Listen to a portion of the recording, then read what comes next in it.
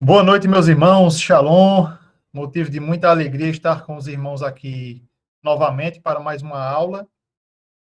Então, queria saudar todos vocês com um shalom especial de Yeshua, que é o nosso Messias. E como de praxe, eu sempre gosto de fazer um resumo básico, pelo menos das outras aulas, para que nós possamos rememorar, relembrar o que foi ensinado. Então, na aula passada, nós estudamos sobre o servo sofredor.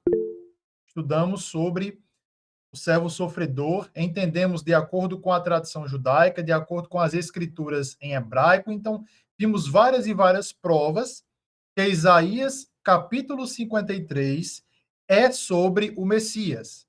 Vimos obras antigas, vimos obras do judaísmo antigo, utilizamos o Targum, que são os textos aramaicos do, entre aspas, Velho Testamento, os textos aramaicos, com alguns comentários. E por A mais B, vimos que Yeshua, ele é o Messias, em outras aulas, e na aula passada, Isaías 53 é sobre o Messias, tá bom? Então, a sexta aula, que é a aula que nós vamos estudar hoje, o tema é: Yeshua aboliu a lei de Moisés? Creio eu que todo mundo vai responder não. Tudo bem, concordamos nisso. Mas a questão, meus amados, é que a ponta do iceberg é bem mais embaixo. Por que eu estou falando isso? Porque o judaísmo e também até o próprio cristianismo, eles se valem de premissas erradas, eles se valem de textos, querendo ou não, muito complexos, principalmente textos esses que são ensinados pelo apóstolo Shaul, pelo apóstolo Paulo. E aí muitas pessoas têm essas dúvidas. Exemplo, você vai ler um texto da Brit Hadashah, do Novo Testamento, e o texto fala: o fim da lei é Cristo. Então chega um judeu ortodoxo, ou até mesmo um protestante, e ele fala para você: fulano, me explique esse texto aqui, o fim da lei é Cristo. E aí a gente começa a explicar, só que o texto ele é muito claro, está falando: ó, o fim da lei é Cristo. Então nós temos que entender, nós temos que compreender, eu estou dando apenas um exemplo inicial para vocês entendermos como vai funcionar a aula de hoje. Porque, repito, tanto o judaísmo ortodoxo como também o próprio cristianismo, salvo raras exceções, eles partem de uma premissa errada. E hoje o nosso principal objetivo é nós entendermos o que tais textos querem nos ensinar. Para deixar o estudo mais apimentado e mais interessante, eu quero ler, conforme até eu tinha citado na aula passada, eu gosto de citar alguns sites ortodoxos só para nós entendermos do início principal, porque esses sites ortodoxos, eles serão uma espécie de um guia, uma bússola para vocês compreenderem a problemática do estudo. No site ortodoxo do Chabad, você pode ouvir, depois eu estarei disponibilizando esse PDF, tá bom? No site ortodoxo do Chabad, abre aspas, diz assim: o Messias levará o povo judeu à completa observância da Torá. A Torá declara que todas as mitzvot, ou seja, todos os mandamentos, permanecem para sempre. E quem quer que altere a Torá é imediatamente identificado como um falso profeta. Está em Deuteronômio capítulo 13, verso 1 ao verso 4. No decorrer de todo o Novo Testamento, isso aqui é a opinião deles, Yeshua, que eles colocam Jesus, contradiz a Torá e declara que seus mandamentos não se aplicam mais. Então percebam como isso é importante. Esse site ortodoxo, eles alegam que Yeshua transgrediu a Torá, Yeshua não ensinou a Torá e a Torá não é mais válida. E eles estão se valendo de 3 textos do Novo Testamento, 3 textos da Brit Hadashah. E como eu sempre venho batendo na tecla, nós vamos aqui examinarmos juntos como os crentes de Bereia, que eram chamados de bereanos, eles faziam. Então, pegue a tua Bíblia ou apenas escute que nós vamos aqui examinar. Quem não está com a Bíblia, eu vou fazer melhor. Eu vou colar aqui no chat para que vocês possam estar visualizando. Esse aí é o primeiro texto. É o texto de João, ok? O texto de Yohanan, o texto de João, ele diz assim: Filipe achou Natanael e disse-lhe: havemos achado aquele de quem Moisés escreveu na lei e os profetas, Yeshua de Nazaré, filho de José. Uma simples análise textual e uma simples interpretação de texto, nós podemos entender que o autor não está falando que Yeshua chega e a lei, ela findou, a lei acabou. Mas a interpretação errada do judaísmo ortodoxo é que esse texto está ensinando que quando Yeshua chega, a lei, ela acaba. Percebam, o texto diz assim, ó, havemos achado aquele de quem Moisés escreveu. Então, qual é o entendimento deles? Moisés escreveu sobre Yeshua. Se Yeshua veio, então essa lei acabou. Só que o texto não está ensinando isso. Então, o site ortodoxo do Chabad está interpretando de forma errada, de forma totalmente contrária ao próprio sentido do texto. Outro que eles usam é João, capítulo 9, verso 16. Vou até colocar aqui para vocês, ó, João 9, verso 16. Diz assim: então, alguns dos fariseus diziam: este homem não é de Deus, pois não pois não guarda o sábado. Diziam outros: como pode um homem pecador fazer tais sinais? E havia dissensão entre eles. Então, repetindo para quem está entrando agora, sejam todos bem-vindos, desejo um shalom especial.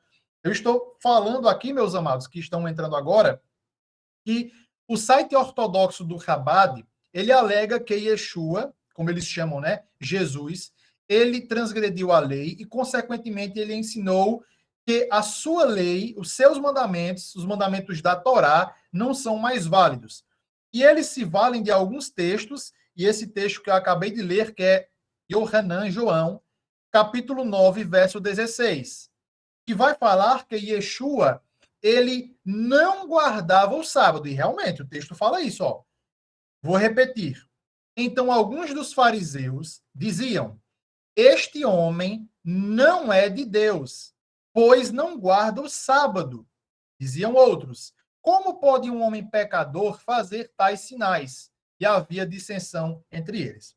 Uma coisa que nós precisamos compreender, à luz do próprio contexto histórico, é que na época de Yeshua existia duas casas de estudos. Existia a Beit Shammai e existia a Beit Hillel. Pedro, o que são essas casas de estudos? Vou explicar para vocês. Na época de Yeshua, essas duas escolas eram escolas farisaicas, ambas as escolas eram farisaicas, ok? Tinha um viés farisaico. Uma era mais rígida e a outra era mais suave. Em alguns pontos, Yeshua concorda com a Beit Hillel e em outros pontos Yeshua discorda.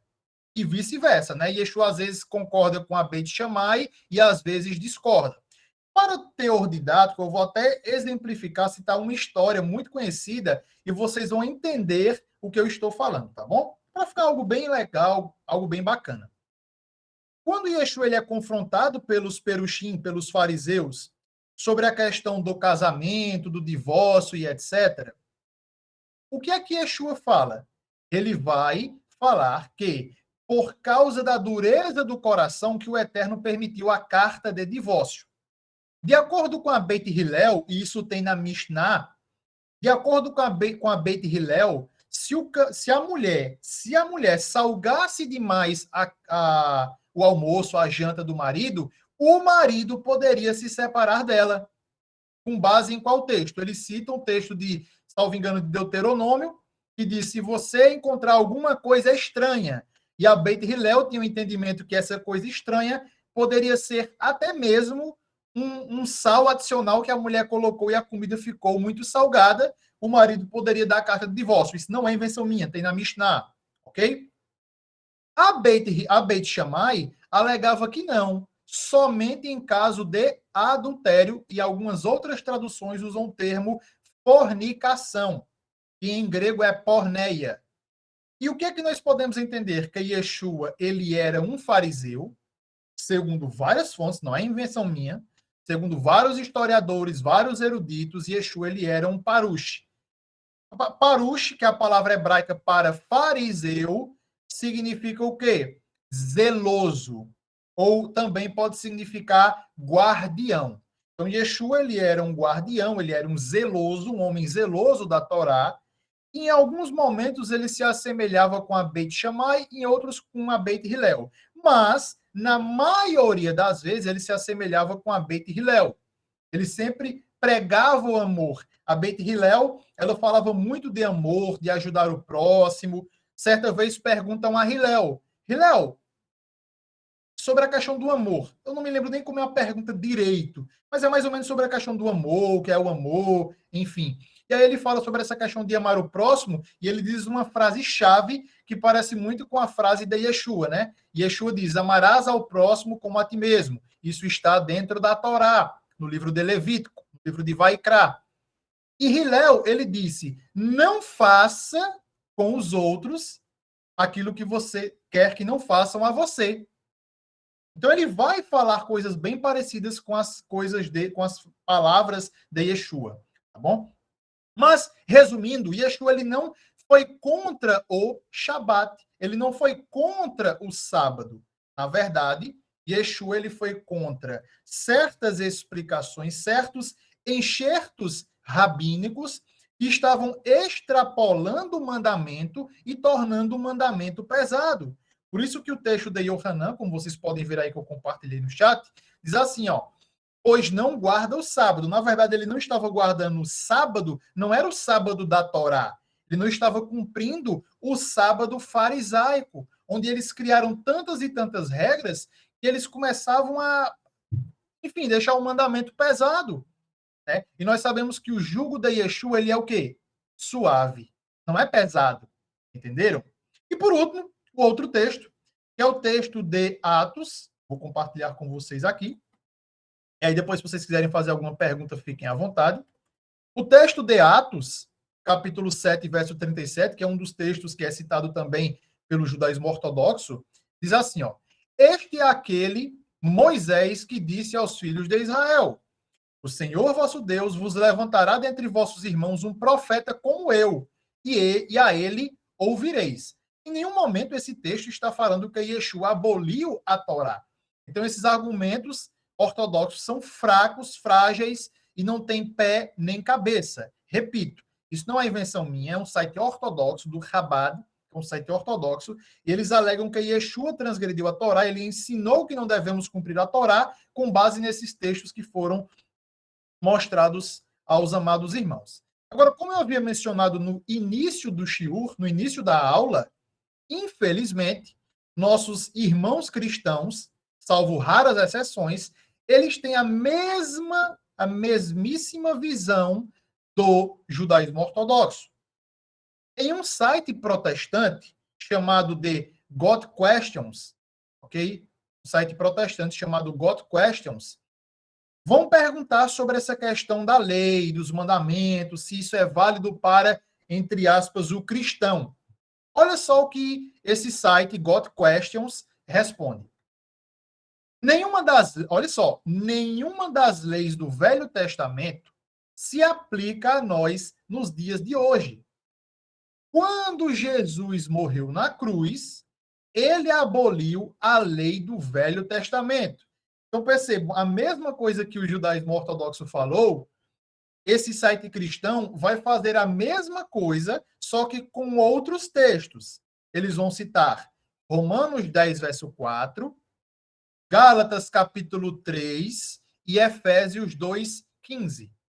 Então, como nós examinamos rapidamente essas explicações ortodoxas e vimos que são frágeis e vimos que não têm fundamento, nós vamos analisar agora com profundidade esses textos que foram aqui mencionados, porque muitos irmãos têm dúvidas. E eu, quando converso com amigos, né, irmãos cristãos, eles sempre citam esses textos. Com certeza, quando você falou da Torá para alguém, eles sempre citam Romanos 10, verso 4, Gálatas capítulo 3, daqui a pouco vamos entender, e Efésios 2,15. Porque realmente, meus amados, esses textos eles são muito contundentes. Esses textos eles são muito complexos. Se a pessoa não tiver um certo grau de conhecimento, o cristão ele vai citar esse texto e você vai ficar meio que sem saída, meio que em uma boca de sinuca, né? Como as pessoas usam esse jargão. Então, nós precisamos examinar, precisamos compreender o que de fato o texto está nos mostrando. O primeiro texto, que é o texto de Romanos, capítulo 10, verso 4, na Bíblia, João Ferreira de Almeida, geralmente nas traduções mais antigas, diz assim, ó. Eu vou ler do jeito que está aqui, tá bom? Porque o fim da lei é Cristo, para a justiça de todo aquele que crê. Uma vez eu estava conversando com uma pessoa e ela me disse isso. Ela disse, ó, nós estamos na nova aliança, nós estamos agora na época da graça, e Romanos capítulo 10, verso 4, fala que Cristo é o fim da lei. Logo, nós não estamos mais na lei, nós estamos agora em outra época, na época da graça. Só que não faria o menor sentido, meus amados, o apóstolo Paulo, que era um judeu, ele ensinar isso, essa suposta interpretação correta, sendo que, na verdade, o apóstolo Paulo, ele em outro texto fala que a lei é santa, justa e boa. Então, percebam, as pessoas, ao afirmarem que a Bíblia está ensinando isso, elas estão dizendo que a Bíblia está o quê? Mentindo. Concordam? Porque isso é o básico, isso é o básico do raciocínio lógico. Não existem duas verdades. Então, se existem duas verdades, na verdade são duas mentiras. Concordam? Porque não tem como ter duas verdades.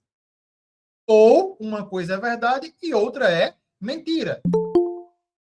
Dois corpos não ocupam o mesmo espaço. Então, porque o fim da lei é o Mashiach, é Cristo. O que é que esse texto está ensinando? Eu não estou usando nem o aramaico, né? Porque aí seria bem mais prático, digamos assim, mais fácil. Mas já que a teologia utiliza o grego, já que a teologia se vale do idioma grego, vamos fazer a mesma coisa. Vamos fazer a mesma coisa. Essa palavra em grego é a palavra telos. Vou colocar aqui na tela. Essa daí é a palavra telos. O que telos significa? Vou colocar aqui o dicionário Strong para vocês verem. Comer um pouquinho da primeira letra, mas vocês sabem que é essa palavrinha telos, tá bom? Então percebam, ó, telos, coloquei aí na tela. Significa um fim, evento ou problema.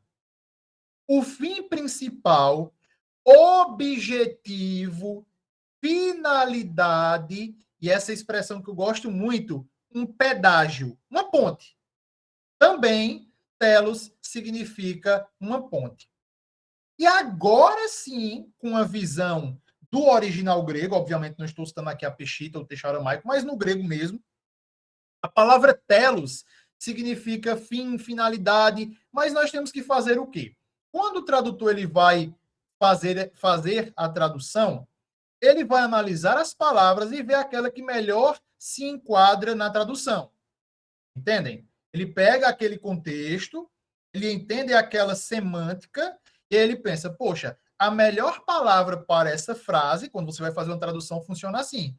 Você vai usar a palavra que mais se adequa àquela frase.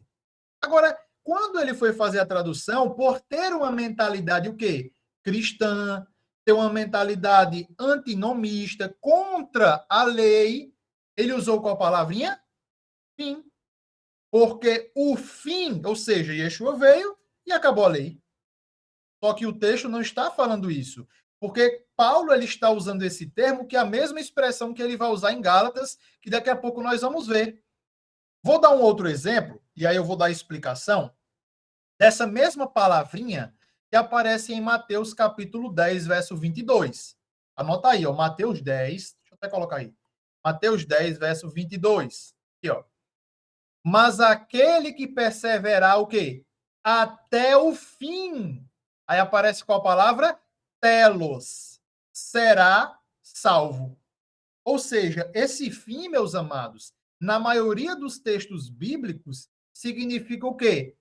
Finalidade. Vamos substituir agora a palavra fim por finalidade e vamos ver se muda alguma coisa na interpretação das palavras de Paulo, tá bom? Olha só. Porque, porque a finalidade da Torá, a finalidade da lei é o Messias. O que é que Paulo está nos mostrando? Que a lei, ela aponta para o Messias.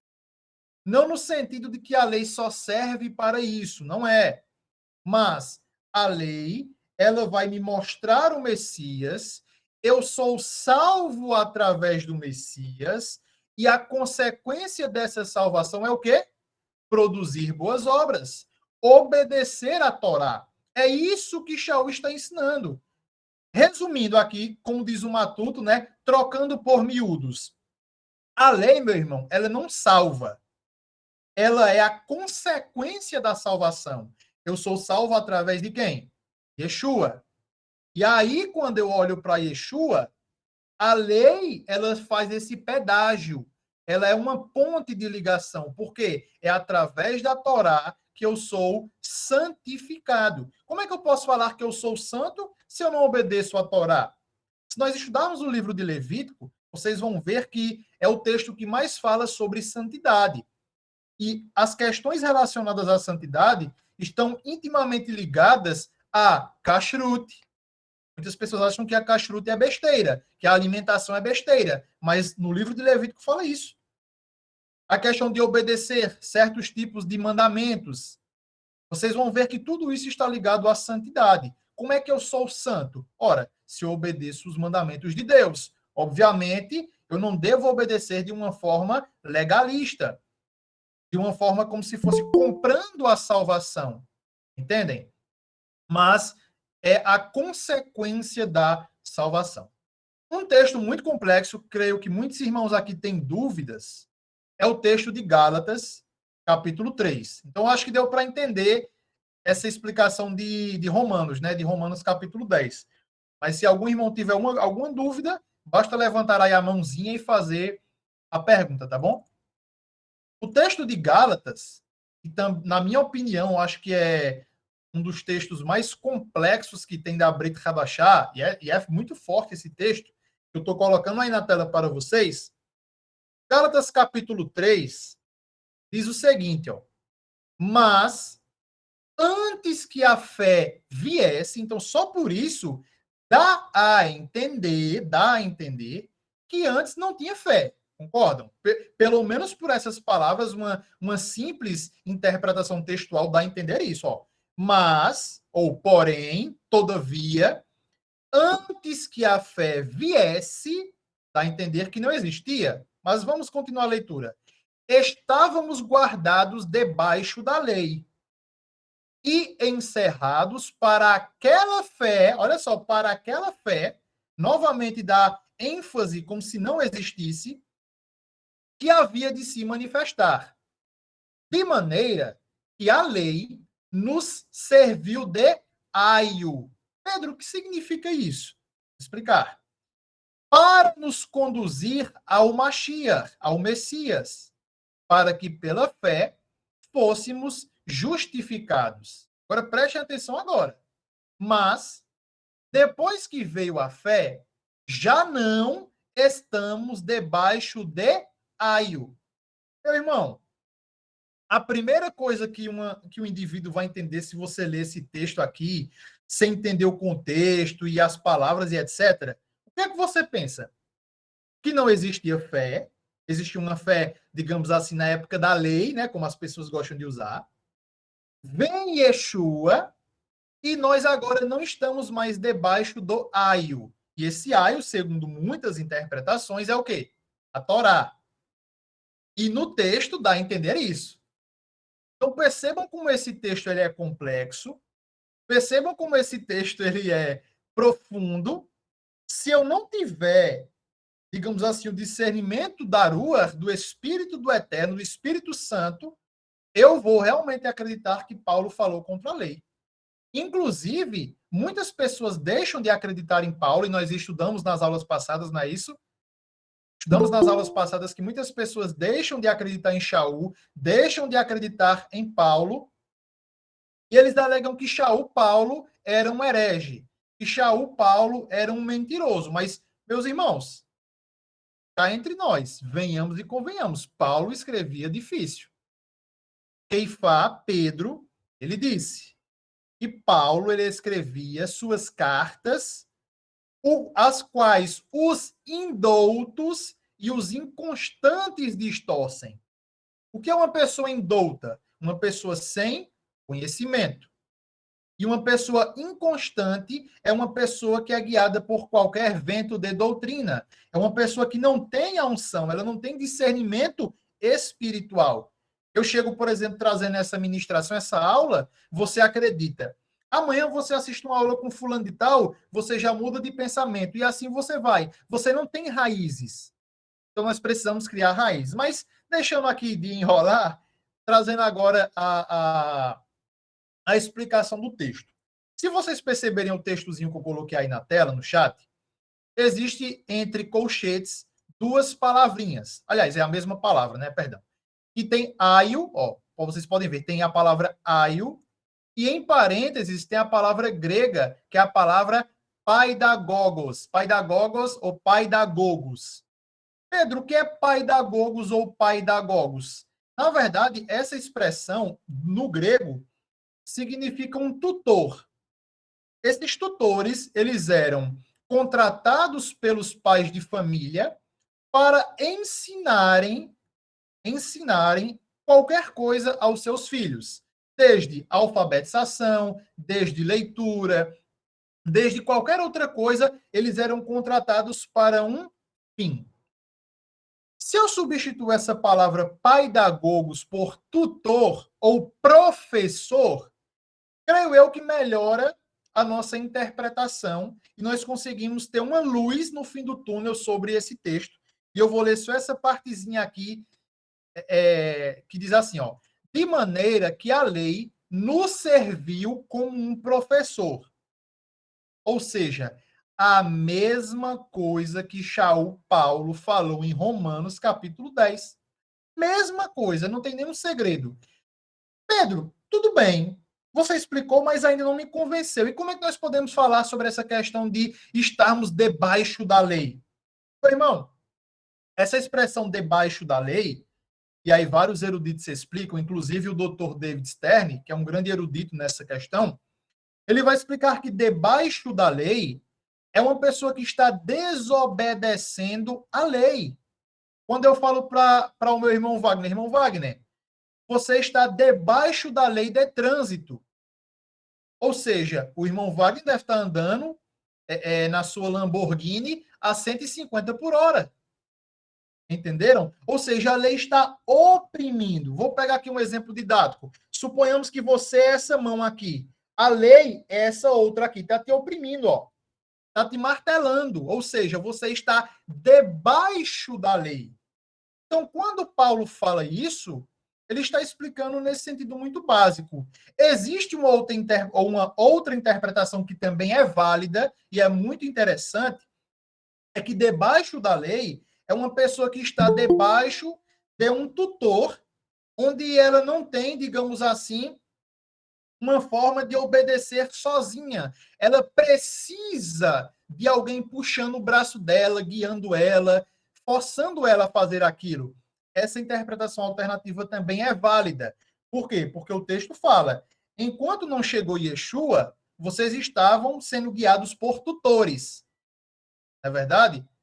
E isso mostra claramente a questão do sistema de Vaikra, ou seja, o sistema levítico, onde o sistema levítico ele tinha uma função específica, mas nós vemos que no sistema levítico existiam tutores. Quem eram os tutores? Ora, os Kohanim, que eram os sacerdotes, eles serviam como mediadores, tutores. Se você quisesse fazer, por exemplo, a pessoa estava acometida de Saraat. Saraat, entre aspas, é conhecida como lepra, mas não era lepra. Era uma doença de pele, uma enfermidade de pele. E aí a pessoa, quando ela estava com Sarate, ela tinha que fazer o quê? Ela tinha que se dirigir até o sacerdote, ou seja, até o tutor. Depois que ela foi curada, ela fazia as oferendas no templo. Quem é que estava ali sempre para fazer essa mediação entre o Eterno e ela? O sacerdote, o tutor. Então, quando Shaul está falando sobre essa expressão pai da Gogos, que é a expressão que aparece em Gálatas capítulo 3, verso 23 ao verso 25, ele está se valendo dessa questão de um tutor, de um professor. Então, quando Yeshua vem, aí eu faço a pergunta agora para os irmãos: será que eu preciso ir para um padre e me confessar? Será que eu preciso chegar para o meu pastor e me confessar para o meu pastor? Ficar dependendo dele como se fosse a última pessoa do mundo? Não, meus irmãos. Eu não estou dizendo com isso que você não deva ter uma orientação religiosa, que você não deva ter uma pessoa que lhe auxilie. Não é isso. Entenda? Eu não estou falando contra isso. Eu tenho, por exemplo, o meu professor, o meu Roche, mas eu não posso, entendam, eu não posso colocar minha fé, colocar tudo, minha vida toda naquele indivíduo, naquela pessoa, naquele, digamos, naquela organização. Assim como o Shaul está falando. O pai da Gogos, que é o tutor, pode ser o sacerdote, pode ser a própria Torá. Por quê? Porque a Torá, antes, meus amados, ela era escrita em tábuas. Mas nós sabemos que a missão de Mashiach, a missão da Yeshua, é escrever a Torá onde? Nas tábuas do nosso coração. Isso está lá no profeta Ezequiel e também no livro de Deuteronômio. É uma promessa do Eterno, circuncidar o nosso coração. Okay? Então, o texto de Gálatas, na verdade, está dando essa explicação. Eu me programei para falar pouco, mas eu acho que já estou falando demais. Então, se eu for comentar todos esses textos e explicando assim de forma minuciosa, creio eu que a gente vai fazer aqui uma vigília, né? Então, eu vou aqui avançar um pouquinho, mas existem alguns outros textos que eu quero falar com os amados irmãos. E, na minha opinião, lembrem-se, eu falei de Romanos, que creio eu que muitos conheçam, Romanos 10. Já foi falado aqui Gálatas, capítulo 3. E eu deixei esse texto aqui, meus amados, para nós falarmos agora, já que estamos com essa visão aqui mais tranquila, que é o texto de 2 Coríntios. E esse texto aqui é forte, porque algumas pessoas já me perguntaram, algumas pessoas não compreenderam, algumas pessoas até correm desse texto, porque ele é um dos textos mais complexos da Brit Hadashah. Abra a tua Bíblia em 2 Coríntios. Eu vou até copiar e colar aqui no chat, porque fica melhor de vocês acompanharem, né? 2 Coríntios, capítulo 3, verso 6 ao verso 11. Não deu para copiar tudo, porque tem limite de caracteres, né? Mas, enfim, aí é o texto de 2 Coríntios 3, do 6 ao 11, que diz assim: o qual nos fez também capazes de ser ministros de um novo testamento, não da letra, mas do espírito, porque a letra mata e o espírito vivifica. Então aí a pessoa chega para você e diz: olha, tá vendo? No caso, o judeu ortodoxo chega e diz: ó, tá vendo? O seu Jesus é um herege. O seu Messias, aí ele ensinou tudo diferente do que a Bíblia ensina, do que o Tanar, do que o Velho Testamento ensina. Do outro lado, já não bastava o ortodoxo, chega o cristão falando justamente a mesma coisa, alegando que esse texto, que a letra mata, é a Torá, a interpretação que é apregoada é a Torá, e o Espírito é justamente o Novo Testamento. Aparentemente, o texto está falando isso. Meu irmão José, deixa eu só terminar aqui o raciocínio, aí eu deixo o irmão com a palavra, tá bom? E aí, diz o seguinte, ó, porque a letra mata e o Espírito vivifica. E se o ministério da morte, gravado com letras em pedras, veio em glória, qual é esse texto que está sendo citado aqui? Qual é o local que foi gravado pelo Eterno? Qual é o local? Olha, está falando aqui das tábuas dos mandamentos, ok? O único local que foi gravado em tábuas que o Eterno escreveu são os 10 mandamentos, a Aseret Hadibrot, as 10 palavras, ou também os 10 ditos. De maneira que os filhos de Israel não podiam fitar os olhos na face de Moisés, por causa da glória de seu rosto, a qual era transitória. Como não será de maior glória o ministério do Espírito? Porque se o ministério da condenação foi glorioso, muito mais excederá em glória o ministério da justiça. Cortou um pouquinho aí, mas eu estou lendo aqui no PDF.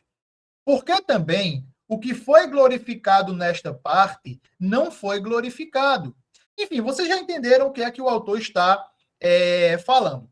Aparentemente, ele está falando o seguinte, essa lei transitória, os mandamentos eram transitórios, até ele cita Moisés, né? Para quem não lembra, Moisés, quando ele ficou todo aquele período com Adonai no monte, quando Moshe ele desceu com as tábuas, o rosto dele fazia o quê? Resplandecia. Ele tinha que cobrir o seu rosto para que os filhos de Israel não o vissem. Por quê? Porque eles não conseguiam olhar para Moisés, porque Moisés passou tanto tempo com o Eterno que Moisés estava meio que glorioso, né? Adquiriu um pouquinho da glória ali, da centelha, da fagulha do Eterno, e, consequentemente, os israelitas não conseguiam olhar diretamente para Moisés. Então, aparentemente, Paulo ele está fazendo o quê? Ele está comparando isso com a Torá, como se a Torá fosse uma coisa transitória, fosse uma coisa passageira, e através de Yeshua, nós estamos em uma aliança superior. E aí, prosseguindo a leitura, para nós darmos a explicação, nós temos que compreender o seguinte. O que é que o autor está querendo ensinar? Muitas pessoas, quando leem as cartas de Paulo, elas leem como se elas estivessem lendo uma carta qualquer, ou também, sei lá, qualquer artigo ou post da internet. Poxa, gente, isso aqui nós temos que estudar. Paulo, ele era um judeu. Paulo dedicou toda a sua vida ao estudo da Torá, das Escrituras, né, dos profetas. Então, Paulo ele tinha muito conhecimento. Então, esse público, nós temos que entender uma coisa que até o meu amigo Jimmy, você está me ouvindo aí, ele vai confirmar. Nós estávamos até uma vez conversando no grupo sobre esses assuntos, e até é interessante salientar algo importante, que os líderes das comunidades, ok? Preste atenção. Os líderes das comunidades dos discípulos de Yeshua, eles eram judeus mesmo. Não eram gentios, não. Tinha gentios? Tinha, mas eles eram judeus. Agora eu faço a pergunta, por que os líderes eles eram judeus? Porque, entendam, como é que eu vou colocar uma pessoa, digamos assim, sem experiência, sem conhecimento, à frente de uma congregação? Aí chega uma pessoa falando, Pedro, eu queria saber como é que eu guardo o Shabat. Aí o camarada não sabe como guarda o Shabat. Pedro, eu queria saber qual é a explicação do texto tal, do texto Y. Pedro, como é que eu faço isso? Então não tinha como eles colocarem qualquer pessoa. Ah, Pedro, mas o gentil ele poderia ter conhecimento, sim, mas eles iriam colocar pessoas que tinham raízes. Os gentios estavam se convertendo agora, eles estavam no início, estavam ainda na pedagogia.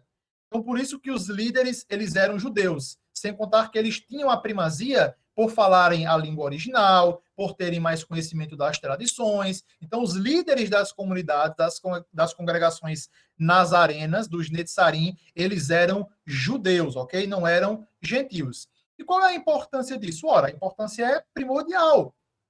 Porque, repito, Paulo, quando ele escreve, a carta era endereçada, para toda a congregação, verdade.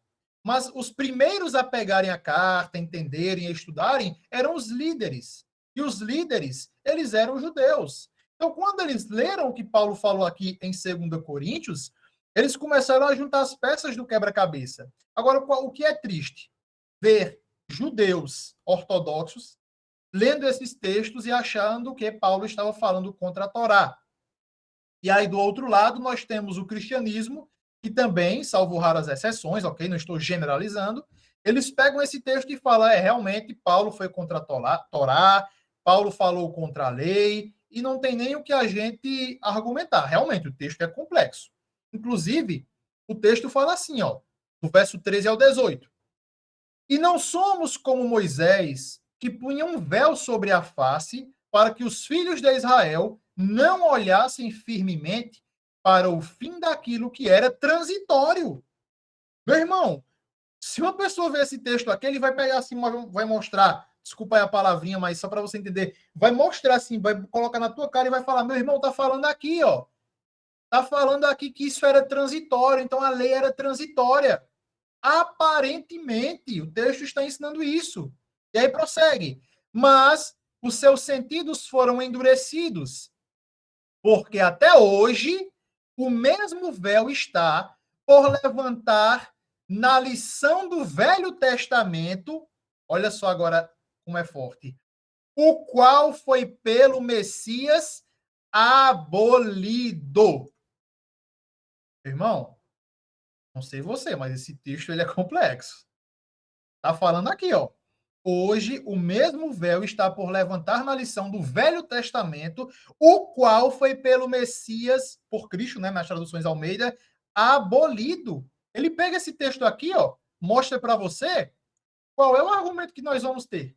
Tá falando aqui, ó, o Velho Testamento foi abolido. E aí prossegue. E até hoje, quando é lido Moisés, o véu está sobre o coração deles. Aí ele diz, ó, esse deles aí também é você. Você que está querendo cumprir lei, você que está querendo guardar sábado, usar esses adereços judaicos, você está sendo um judaizante. O texto está falando que isso foi abolido por Jesus. Mas qual é a explicação? O que é que o apóstolo Shaul, Paulo, ele está querendo ensinar? Lembrem-se, o mesmo Paulo que falou que a lei é santa, justa e boa, ele não pode estar falando aqui que tudo isso não passa de, sei lá, de qualquer coisa, foi abolido, não serve mais, não presta mais. Porque se eu afirmo isso, eu estou afirmando que o Novo Testamento é um livro fictício, é um livro contraditório. Percebem como isso é grave? Isso é muito grave. Então, qual é a explicação? Para não ficar nas minhas palavras, o que eu. Vejam, eu não gosto de trabalhar com achismos, ok? Eu gosto de fundamentar aquilo que eu estou falando, cito inclusive autores, pessoas que estudaram, indivíduos que entendem a língua, ou grego, aramaico, hebraico, etc., para não ficar nas minhas palavras, na minha opinião, né? Quem sou eu? Então, eu tenho que citar, tenho que fundamentar aquilo que eu estou falando. E aí, nada mais, nada menos, irei citar para vocês a explicação do erudito judeu David Stern. Para quem não sabe, David Stern, ele era um judeu ortodoxo, mora em Israel e ele passou a crer em Yeshua como Messias, ok? Então não é qualquer pessoa. O camarada ele é um grande erudito. E o que é que ele comenta sobre esse texto? Abre aspas. Isso está no livro Comentário Judaico do Novo Testamento. Ele diz assim, ó. Essa passagem é interpretada muitas vezes como se ensinasse que a nova aliança tem mais glória que a Torá. Essa interpretação depende de como se define Torá. Aí ele usa o termo grego nomos, em hebraico, Torá, só para você entender. São 5 livros de Moshe, 5 livros de Moisés, e nomos é a expressão grega para lei, que é traduzida na tua Bíblia como lei. Não, ó, ele coloca assim, ó, a palavra grega para lei, que é nomos, ou Torá, que é em hebraico, não é usada aqui ou em nenhum lugar de 2 Coríntios. Então aí, ó, eu já mato a charada. Paulo não está falando da Torá. No grego não aparece o termo nomos. No hebraico, na Brit Hadashah em hebraico, não aparece o nome Torá. Ou seja, eu já tenho uma premissa. Paulo não está falando da Torá. E aí a pessoa chega, não, mas está falando que a lei é transitória. Me mostra no original. Não tem o texto, a palavra nomos, a palavra grega nomos ou a palavra hebraica Torá. ok? Não está falando da Torá. E aí ele prossegue com o raciocínio. Assim, se alguém fizer tal afirmação sobre a Torá baseado nessa passagem, deve limitar o sentido de Torá aos elementos fornecidos nessa passagem. Nessa passagem, Paulo fala apenas de um texto escrito que foi gravado em tábuas de pedra, que trouxe morte, que declarou culpadas as pessoas e que veio com brilho temporário que já era devanecente. Ele vai explicar o que é que ele está falando, o erudito David Stern. É com esse texto escrito que ele contrasta a nova aliança, que é acompanhada pelo Espírito. Meu irmão, deixa eu te fazer uma pergunta aqui, que agora você vai entender de uma vez por todas esse texto. Se eu perguntar para você, você cumpre a lei escrita à risca 100% sem nunca errar? Creio eu que todo mundo vai fazer assim, ó, não cumpro. Ninguém cumpre 100%. Nós nos esforçamos, não é verdade? Nós tentamos. A cada dia vamos pedindo força ao Eterno, vamos ali tentando, mas ninguém cumpre à risca 100% não, ok? Então percebam que coisa interessante. O que é que Paulo está querendo falar? Que a lei escrita, a lei como tem lá, ela mata. E de fato. Porque, por exemplo, a partir do momento que a lei fala assim, dando um exemplo, não faça tal coisa, e nós fazemos, qual é a sentença, meu irmão? Morte. Não é verdade? E por que que nós não morremos? Hesed, graça do Eterno.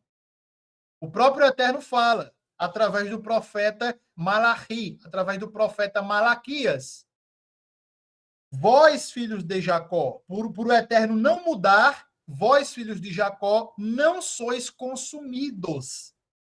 Então é pelo Eterno ser cheio de graça, de amor, por ser um Deus compassivo, que nós não somos consumidos. Se o Eterno fosse requerer que a pessoa cumprisse à risca, meu irmão, não pode errar nada.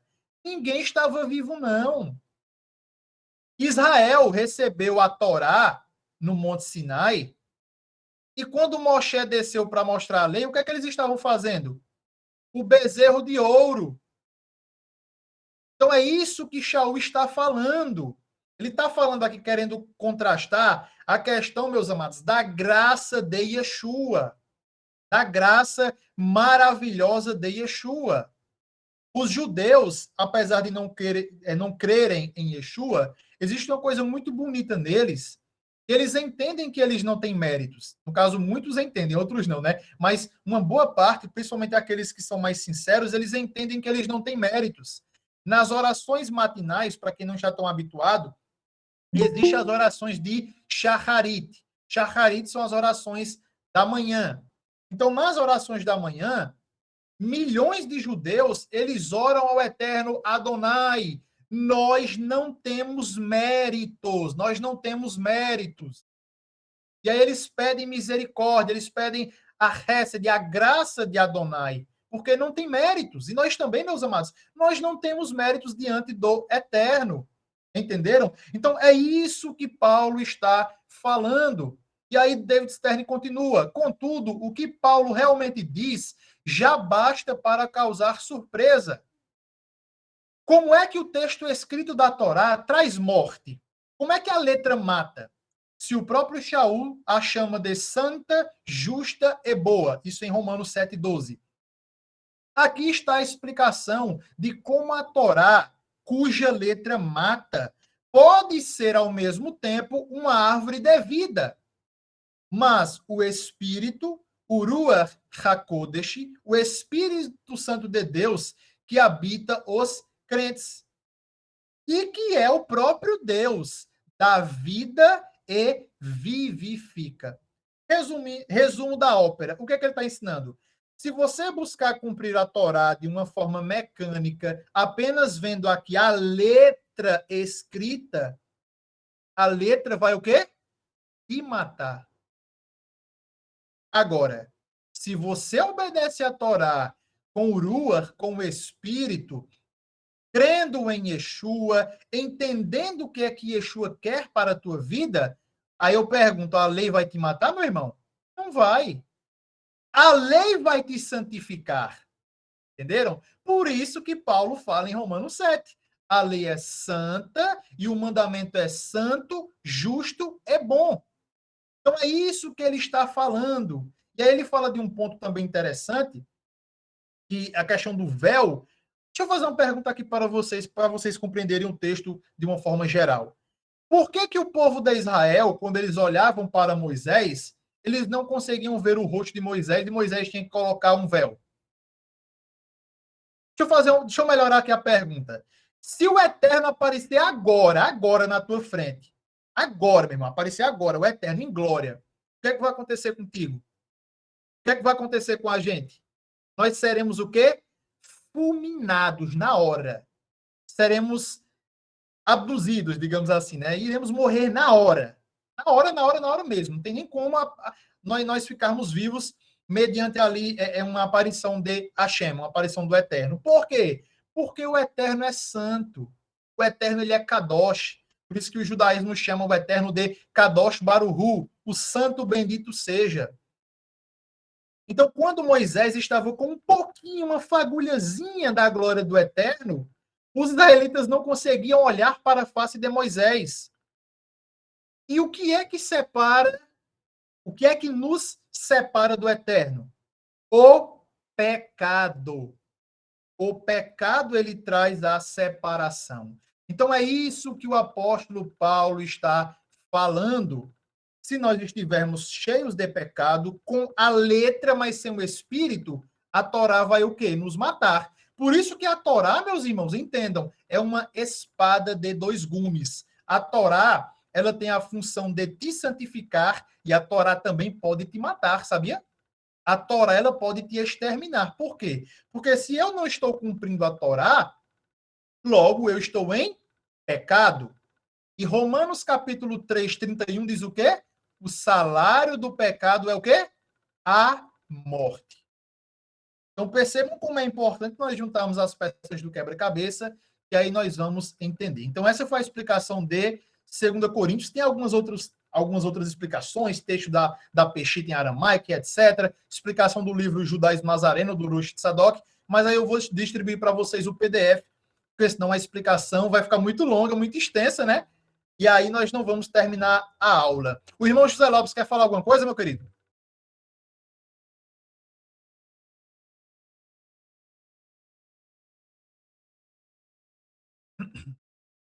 O teu áudio tá mudo. Acho que foi. Pronto, agora foi. Shalom a todos. Graças a Deus, muito feliz de estar participando, né, irmão Pedro? Obrigado por tudo aí. Não, eu só coloquei a mãozinha lá mesmo, só para dizer que o irmão lá falou assim, ó, dá um ok aí, eu achei que era mãozinha, eu apertei a minha mãozinha aqui. Ah, tranquilo, meu irmão, tranquilo. É isso mesmo. Tá certo. Mas tá entendendo direitinho, né? Tô aqui com a Bíblia aberta na mão, né? Tô olhando aqui também o que o irmão Pedro estava falando aí. Fico muito feliz de estar aprendendo um pouquinho mais, a cada vez mais com vocês aí. Amém, meu irmão, amém. Forte abraço aqui do Paraná, hein? Amém. Obrigado, Irmão Tássio, meu quer Pedro. falar alguma coisa?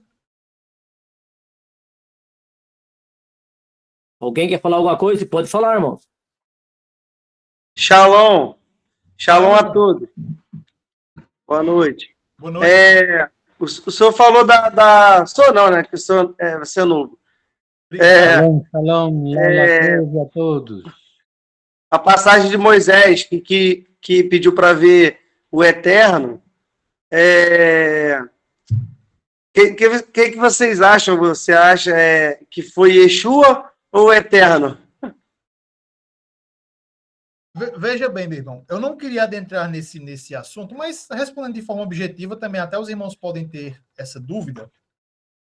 Mas eu vou trazer uma coisa profunda aqui para os irmãos, tá bom? Em outro momento nós podemos falar disso, que inclusive será a última aula do nosso discipulado, que é sobre a questão da divindade de Yeshua. Vamos falar só sobre esse assunto. Só sobre esse assunto. Vai ser a última aula. Mas, dando um pequeno spoiler, dando aqui uma resumida básica, na pergunta do amado irmão, Yeshua, eu não vou dizer Yeshua não, porque o judaísmo não acredita em Yeshua, mas existem alguns segredos. Mas o Messias, ele é chamado pelo judaísmo por vários nomes, certo? Por vários nomes. E um desses nomes não é invenção minha, eu vou provar por A mais B na aula que nós vamos fazer sobre a divindade de Yeshua. Ele é chamado de Sarapanim. Pedro, você falou, parece mandarim o que você falou agora, eu vou explicar. A palavra Sarapanim significa, sabe o quê? O príncipe das faces de Deus. Como assim, Pedro? O Messias, de acordo com várias obras judaicas, por isso que vai ser uma bomba, porque muita gente acha que o Messias, ele é um homem qualquer. Pode ser Barack Obama, pode ser Donald Trump, pode ser Bolsonaro. Lula não, né? Lula está mais distante um pouquinho, brincadeiras à parte aqui. Mas, enfim. Então, muitas pessoas pensam que o Messias, inclusive o judaísmo hoje, ele pensa que o Messias, ele é um homem qualquer. Pode ser um homem comum. Só que o judaísmo, que até o Orochi Tzadok gosta de citar muito, né? Que é o judaísmo raiz, o judaísmo antigo, ele fala que o Messias, ele tem atributos divinos. Ele não é um homem qualquer, ele tem atributos divinos. E um desses nomes também que o judaísmo chama ele é de Metatron. Chamam o Messias de Metatron, que significa ao lado do trono, aquele que está ao lado do trono. Eu não vou exaurir o tema, vou deixar para falar mais na frente. Mas respondendo sua pergunta de forma objetiva, todas as aparições no Tanar, no Velho Testamento, entre aspas, foi Yeshua. Porque o próprio Yeshua, ele disse para seus talmidim, para seus discípulos, quem vê a mim, vê quem? Vê o Pai. Foi isso que Yeshua falou. Então, Yeshua, sendo um representante do Eterno, quem vê Yeshua, vê o Pai.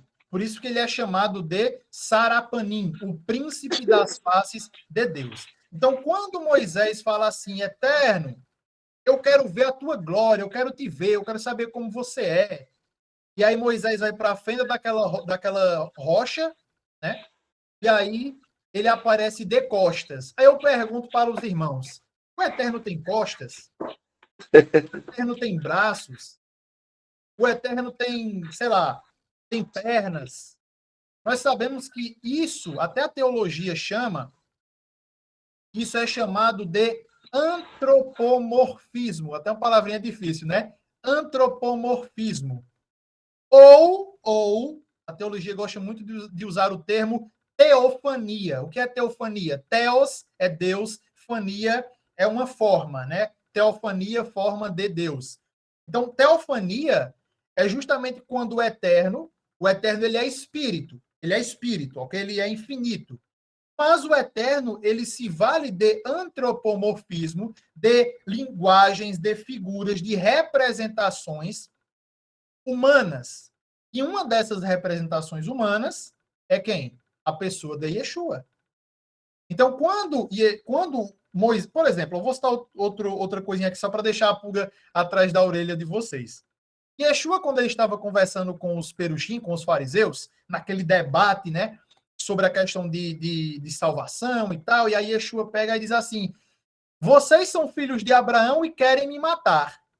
Lembram desse texto que está lá em João 8? Né?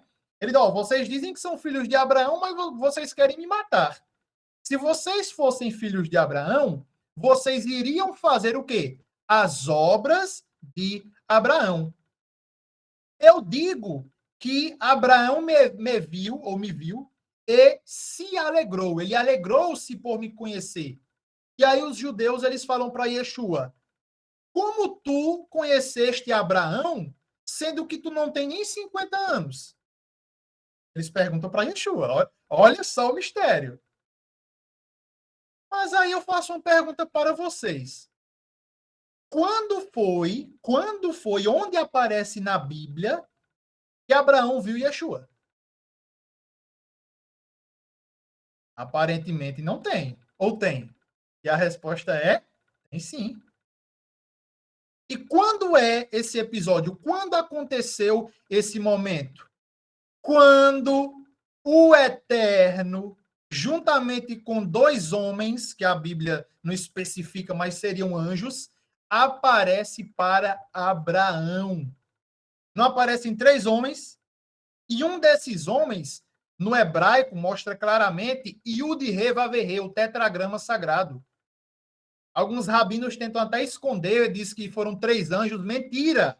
Lá no hebraico aparece lá Yud-He-Vav-He, ou seja, o tetragrama, Adonai, apareceu para Abraão.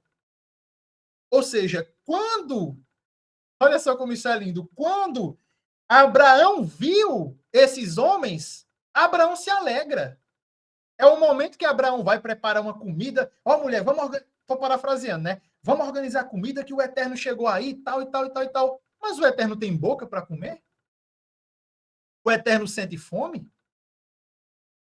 É o que eu falei. Antropomorfismo, teofania. O Eterno, ele se materializa. O Eterno pode se materializar. Vou falar algo forte aqui, mas eu não posso deixar. Até lembrei, veio na hora aqui na minha mente. Existem uns camaradas na internet, tomem cuidado.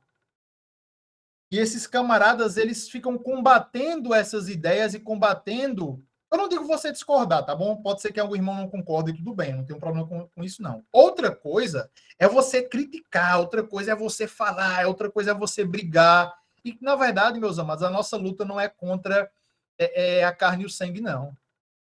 A nossa luta não é contra os irmãos. E uns certos camaradas aí da internet, eles ficam brigando, eles ficam falando sobre essas questões e querendo rebaixar a pessoa de Yeshua. Querendo rebaixar mesmo. Repito, pode ter irmãos que não concordem com essa visão, com essa ideologia, não tenho nenhum problema. Ok, respeito. Os irmãos sabem que minha visão assim, é mais de unir e tal, não tenho problema com isso, não. Agora, outra coisa é a pessoa combater, ficar desmerecendo a pessoa de Yeshua, né? Desmerecendo a pessoa de Yeshua. Então, até foi bom, acredito que o irmão foi até usado por fazer essa pergunta, porque é uma pergunta importante e uma pergunta que também eu, particularmente, quando eu vejo essas coisas, meus irmãos, eu fico, além de emocionado, o Eterno, eu vejo como o Eterno é perfeito. Como o Eterno é perfeito, como tudo se junta, o quebra-cabeça ali vai se juntando, e nós vamos entendendo, porque não aparece outro registro de Abraão vendo Yeshua, não. Ah, Pedro, mas ele viu o cordeiro, pode ser Yeshua, meu irmão. O texto é claro, Yeshua diz, Abraão viu os meus dias e se alegrou. Ele viu uma pessoa, não um cordeiro, não. Tem uma representação? Tem, é óbvio que tem, né? Em nível Sod tem. Mas a Bíblia é clara em afirmar que Abraão viu Yeshua e se alegrou. E aí foi preparar a comida e tal, todas essas questões, tá bom? Então, para nós concluir, meus amados, eu quero ler aqui o último texto com os amados irmãos,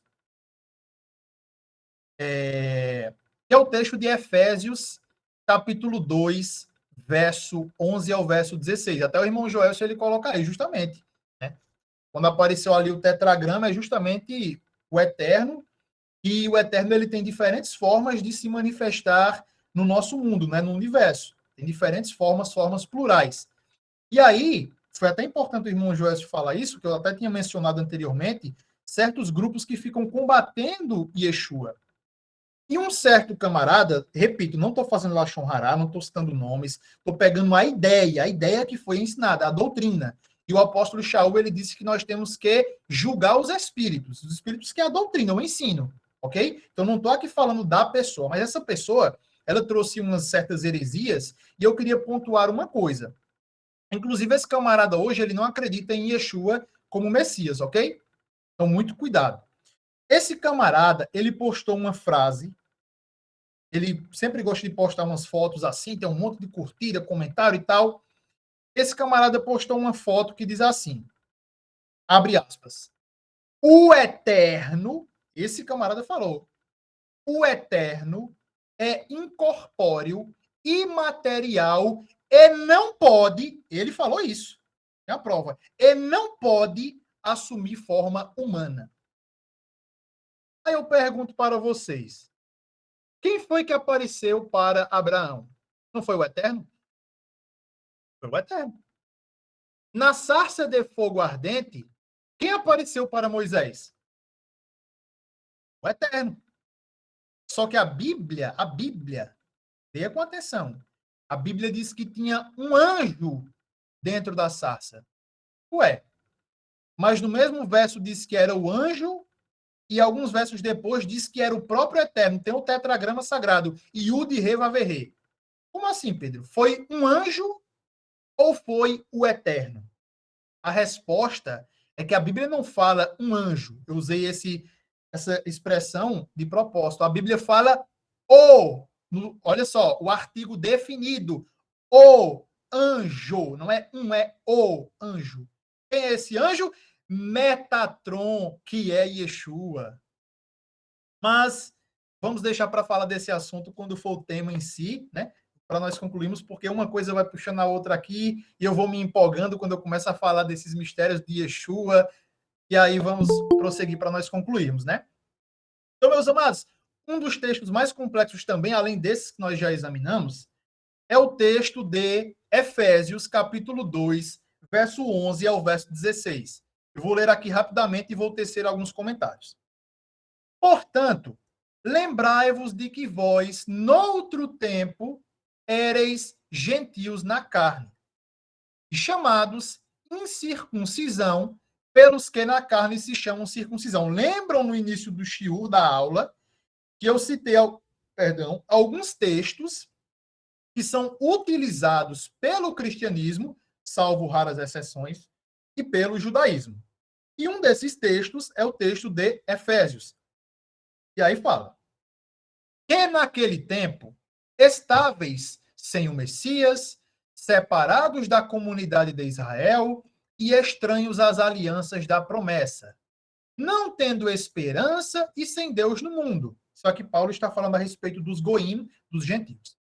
Mas agora, em Yeshua, o Messias, vós, que antes estáveis longe, já pelo sangue do Messias chegastes perto, porque ele é a nossa shalom, né? Ele é a nossa paz, o qual de ambos os povos fez um. Eu vou ler o texto, depois eu vou trazer os comentários. E, derrubando a parede de separação que estava no meio, prestem atenção agora. Na sua carne, desfez a inimizade, isto é, a lei dos mandamentos que consistia em ordenanças. Deixa eu colocar até esse finalzinho aqui, para vocês verem que não é fake. Aí, ó. Desfez a inimizade, isto é, a lei dos mandamentos que consistia em ordenanças, para criar em si mesmo dos dois um novo homem, fazendo a paz. E pela cruz, ou pelo madeiro, reconciliar ambos com Deus em um corpo, matando com ele as inimizades. Então percebam como esse texto ele é complexo também, além dos outros, né, que já mencionamos, mas esse texto ele fala que na sua carne, ou seja, no seu corpo, ele destruiu, ele derrubou a lei dos mandamentos que consistia em ordenanças. Então, se um camarada chega para você e diz assim, ó, fulano, eu não acredito na lei, ok? Porque em Efésios capítulo 2, verso 11 ao 16, em específico esse aqui é o verso 15, alega que através de Yeshua, ele derrubou a parede e através da sua morte, ele aboliu a lei que consistia em ordenanças. Agora, sabe qual é o problema dessa afirmação?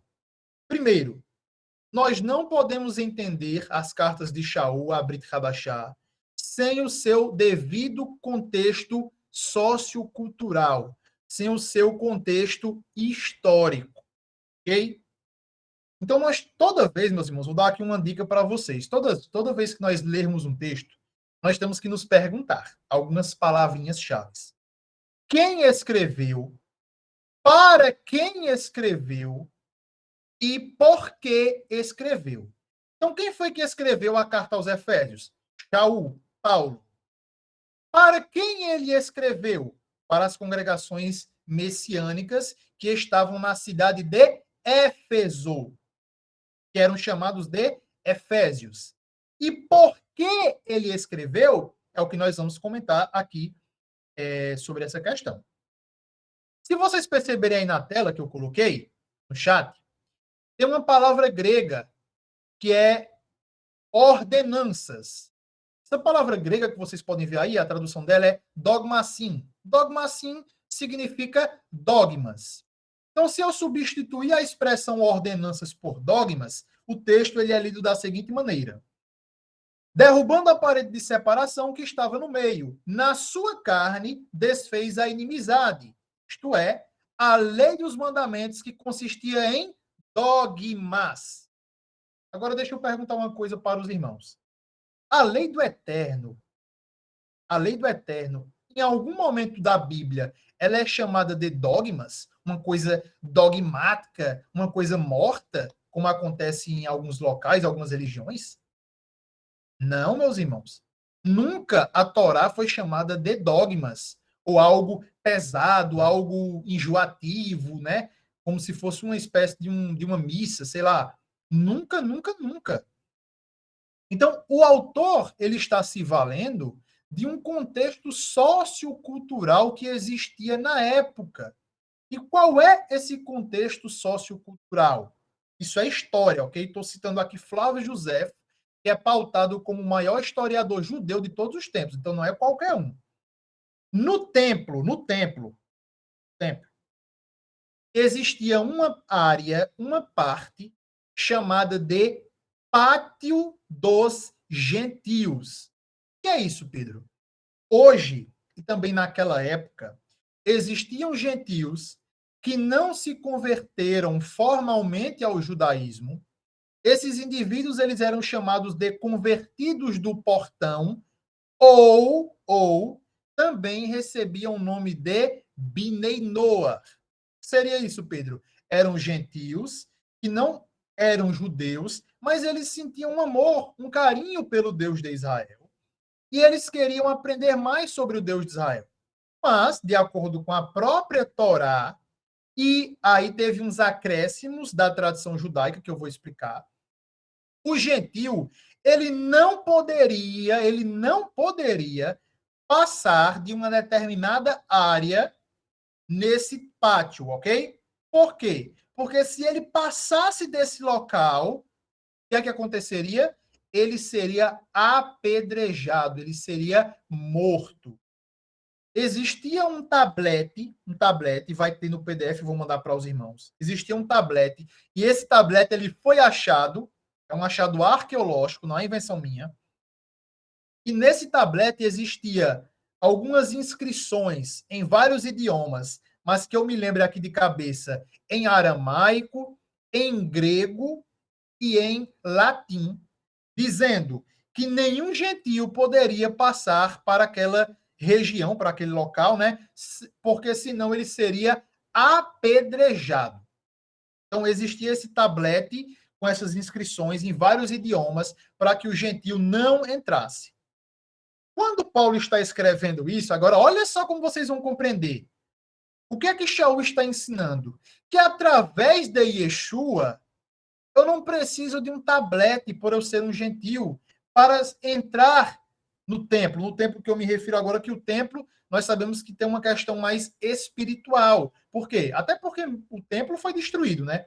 Venhamos e convenhamos. Então, essa lei nem seria válida, mesmo que estivéssemos naquela época, né? Não existe mais templo.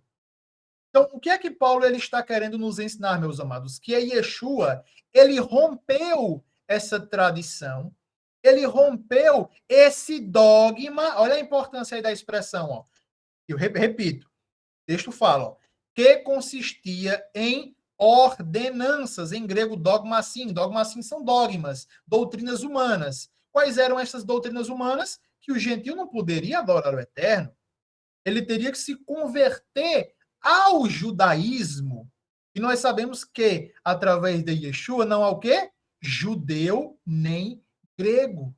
Não há judeu nem gentil.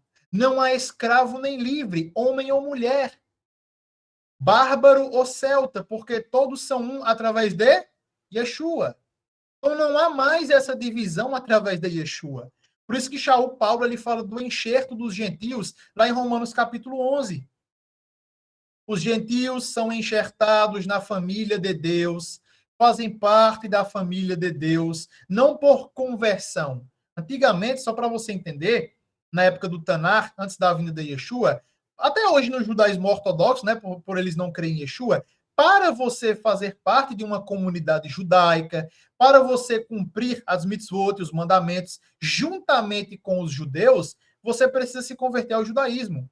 Se você tiver afinidade ou gostar, achar bonitinho, eu quero cumprir aqui um Shabat, e você não vai cumprir Shabat. Eu quero cumprir as festas, você não vai cumprir festas. A não ser que você se converta formalmente ao judaísmo. E vou mais além. No Brasil, nem existe conversão formal ao judaísmo. Então, se você fosse fazer uma conversão para, digamos assim, ser aceito pela comunidade ortodoxa, você teria que emitir uma carta. Essa carta iria para Israel e para os Estados Unidos, para o tribunal chamado de Beit Din. Eles iriam averiguar tua vida, tu teria que renegar toda a tua religião e tal. Então, não é tão simples. É muito complexo. E o interessante disso tudo é que Yeshua faz uma coisa muito simples. Ele morreu, simples que eu me refiro entre aspas, né? Porque ele teve que padecer, teve que dar a sua vida, mas nós recebemos tudo isso de graça. Para você ter uma ideia, para você fazer uma conversão aí ao judaísmo, você vai ter que pagar horrores, meu irmão, horrores. Vai ter que pagar o rabinato para te ensinar em Torá, para ensinar hebraico. Tu vai ter que pagar um absurdo para tu fazer a Brit Milá, a circuncisão, enfim. Então, tudo isso com Yeshua é de graça. Tudo isso através da emuná, tudo isso através da fé. Então, o autor de Efésios, Shaul Paulo, ele está ensinando isso. Para comprovar tudo isso que eu expliquei, e vocês veem que não é invenção minha, para nós chegarmos no final e concluirmos, no livro de Flávio Josefo, chamado Guerras, no capítulo 5, verso 5.2, diz assim: havia uma divisão feita de pedra. Sua construção era muito elegante. Sobre ela ficavam pilares em distâncias iguais entre um e outro, anunciando a lei de pureza. Agora vocês vão começar a lembrar, vão começar a fazer a conexão daquela lei de pureza que aparece lá em Atos capítulo 10, quando Keifá Pedro vai entrar na casa de Cornélio, e antes de entrar, o que aqui Pedro fala? Cornélio, tu sabes que não é lícito para um Yehudi, para um judeu, entrar na casa de um goi, de um gentil. Pergunta, meu irmão, onde diz na Torá isso? Na Bíblia? Em lugar nenhum. Foi uma lei rabínica que eles entendiam que tudo que era fabricado por um gentil era o quê? Impuro. Por isso que até hoje o judaísmo, vou dar um exemplo, a Bíblia não fala nada de vinho kosher, ou vinho kasher, como alguns chamam. Mas o que seria um vinho? Deixa eu perguntar uma coisa. A uva, é kasher ou não é? A uva é kasher. A uva não é um alimento impuro. Se você quiser, você vai no supermercado, compra uma uva e come. Mas no judaísmo ortodoxo, não. Se a uva, no caso o vinho, vamos pegar o vinho. Se ele foi fabricado por um goi, por um gentil, o vinho não é kasher. Entenderam agora? Então, quando Pedro vai entrar na casa de Cornélio, que era um gentil, mesmo temente a Deus, desses que eu falei para vocês, que estava ali cumprindo o básico, tanto que o Eterno apareceu para ele, Pedro disse, Cornélio, sabes que não é permitido para um judeu entrar na casa de um gentil. Repito, onde essa lei está na Bíblia? Não está, mas ela está no Talmud, Tratado de Hulim. O Tratado de Hulim, um tratado do Talmud, uma seção do Talmud, vai falar justamente isso. No Talmud vai tratar também, no Tratado de Berachot, falando que se você fosse, sei lá, comprar alguma coisa e o gentil tocou naquilo, se tornou impuro. Qual é o texto que tem a ver um pouquinho com isso? Não tem tudo a ver, mas tem um pouquinho a ver. Marcos capítulo 7. A lavagem de mãos. Se o gentil tocou, opa, tem que pegar o copo, tem que esterilizar, tem que lavar, porque o gentil tocou no meu copo, viu? O gentil tocou no meu copo agora é impuro. Gente, para vocês verem que existem muitas regras, que na verdade são regras de homens. Em muitas dessas regras, Yeshua combateu. Yeshua foi contra. Obviamente, Yeshua não era um anarquista. Yeshua era judeu e ele cumpria muitas tradições, ok? Eu não sou, com todo o respeito da palavra aqui aos amados irmãos, eu não tenho um viés messingélico, não, daquela pessoa que, não, Yeshua foi contra tudo do judaísmo. Não. Yeshua foi contra certas questões, sim, mas muitas tradições ele cumpria como judeu e outras ele discordava. E o próprio Yeshua, para concluir, falou: se me amais, guardai os meus mandamentos. Verso 21 de João 14. Aquele que tem os meus mandamentos e os guarda, esse é o que me ama. E aquele que me ama será amado de meu Pai. E eu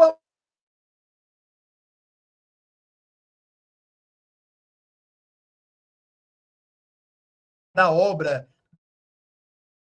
Jesus, como é o nome dele? David Flusser, que diz assim, ó: como judeu, ele aceitou integralmente a Torá. Ele quem? Yeshua. A comunidade que ele fundou, comparável em alguns aspectos aos essênios, está dizendo que ele era essênio, está dizendo que tem algumas coisas parecidas. Viu-se como um movimento de reforma e realização dentro do judaísmo e não separado dele.